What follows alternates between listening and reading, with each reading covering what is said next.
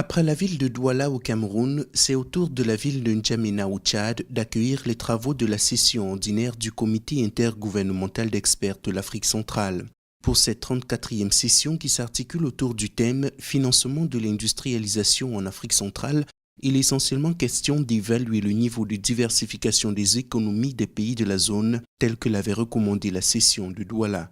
Il en ressort que des avancées concrètes ont été réalisées. C'est notamment le cas avec le Tchad qui vient de lancer le processus de formation au plan directeur d'industrialisation, le PDID. En Guinée équatoriale, le comité se félicite des différentes réformes engagées par les autorités qui montrent clairement que le pays est en train de développer des secteurs hors pétrole. Dans le même sillage, le Congo a lancé le processus de formation à la vision 2047 qui place au centre des priorités la diversification économique. Le Cameroun est également engagé dans la même lancée, lui qui s'est déjà doté d'un plan directeur d'industrialisation basé sur un axe de diversification verticale et horizontale. Des avancées significatives dont se félicite le Bureau Afrique centrale de la Commission économique pour l'Afrique des Nations Unies.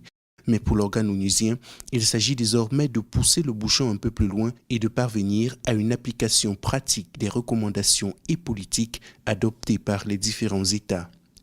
Et aujourd'hui, à la suite de la discussion que nous avons commencée à Douala, et en reconnaissant que la question des financements est une question cruciale pour la diversification, nous sommes ici avec tous les experts de la sous-région pour discuter, lui formuler une stratégie concrète, comment financer le développement. Donc, ça sera un travail qui va continuer.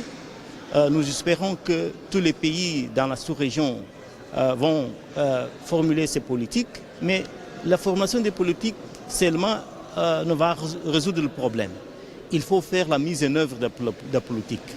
Ça, il faut aussi aider les pays. Nous avons mobilisé toute la communauté internationale, les partenaires de développement, pour qu'ils alignent ces interventions dans ces pays sur les sujets de la diversification économique.